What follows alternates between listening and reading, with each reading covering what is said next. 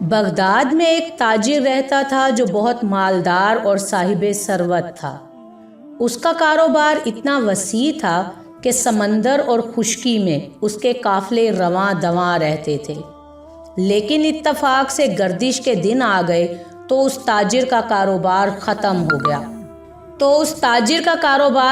ہو گیا۔ قرضے سر پر چڑھ گئے اور ہاتھ خالی ہو گئے۔ قرض خواہوں نے پریشان کر دیا۔ ایک صاحب دین آیا، اس نے قرضے کا مطالبہ کر دیا۔ مقروض تاجر نے معذرت کر لی، لیکن صاحب دین نے کہا، ہم نے تیرے ساتھ وفا کا معاملہ کیا تھا مگر تجھ میں وفا نہیں پائی۔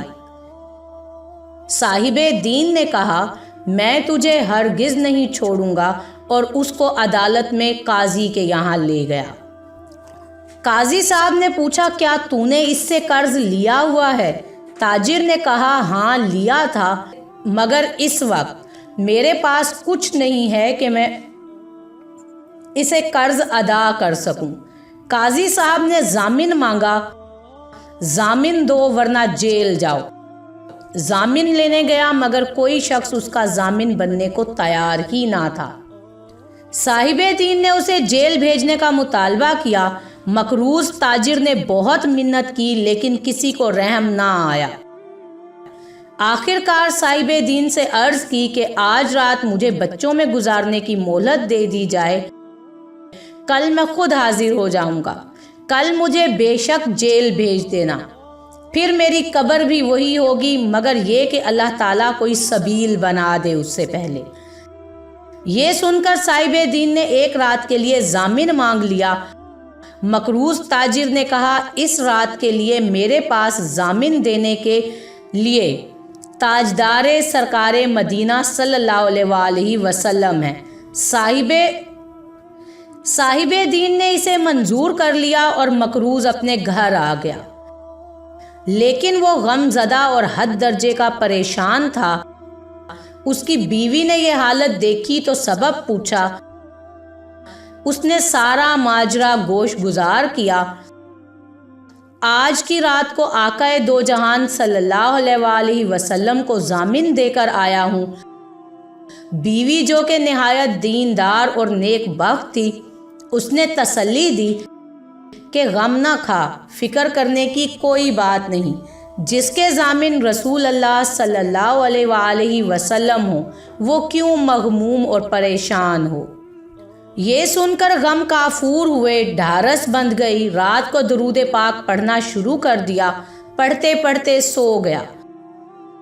جب سوئے تو امت کے والی آقا کریم صلی اللہ علیہ وآلہ وسلم کی زیارت مبارک ہوئی، تشریف لائے، تسلی دی، بشارت سنائی، میرے پیارے امتی کیوں پریشان ہے؟ فکر مت کر، تو صبح صبح بادشاہ کے وزیر کے پاس جانا اور اسے کہنا، تمہیں اللہ تعالیٰ کے رسول صلی اللہ علیہ وآلہ وسلم نے سلام فرمایا ہے اور فرمایا ہے کہ میری طرف سے 500 دینار قرضہ ادا کرو، اور اس امر کی صداقت یہ ہے کہ آپ مجھ پر روزانہ 1000 مرتبہ درود پاک پڑھتے ہو۔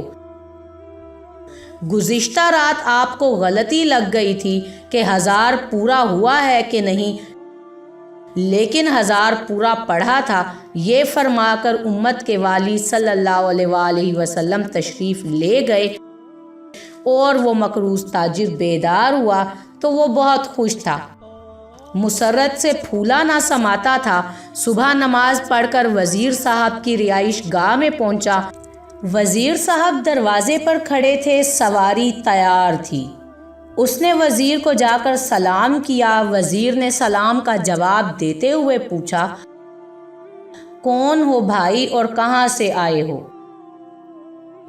تاجر نے جواب دیا، کہا آیا نہیں ہوں، بھیجا گیا ہوں۔ وزیر نے استفسار کیا، کس نے بھیجا ہے؟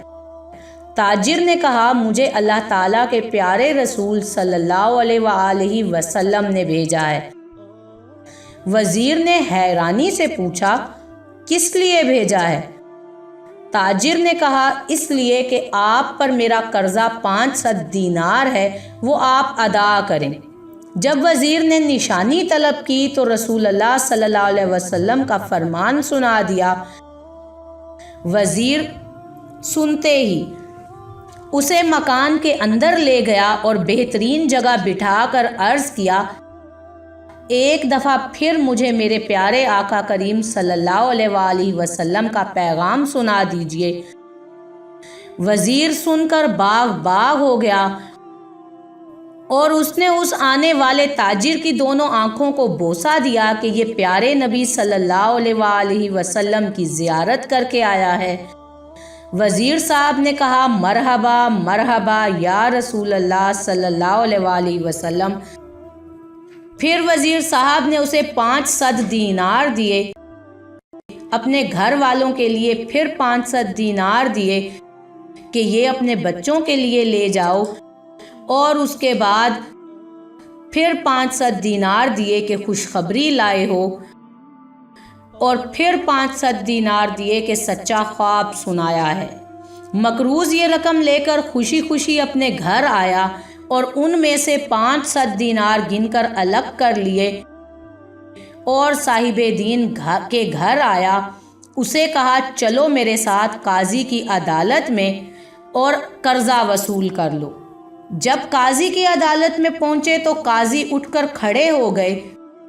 جب قاضی نے اس مقروض تاجر کو مؤدبانہ سلام پیش کیا اور کہا کہ رات مدینے کے تاجدار صلی اللہ علیہ وآلہ وسلم عالم خواب میں تشریف لائے تھے اور مجھے حکم دیا کہ اس مقروض کا قرضہ ادا کر دے، تو اتنا اپنے پاس سے دے دے۔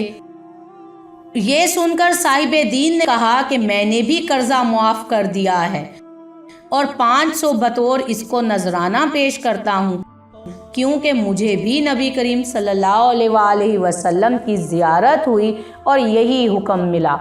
وہ شخص خوشی خوشی گھر واپس آ گیا۔ اس کے پاس 4000 دینار تھے، غالباً اس دور کے حساب سے 40 لاکھ روپے تھے۔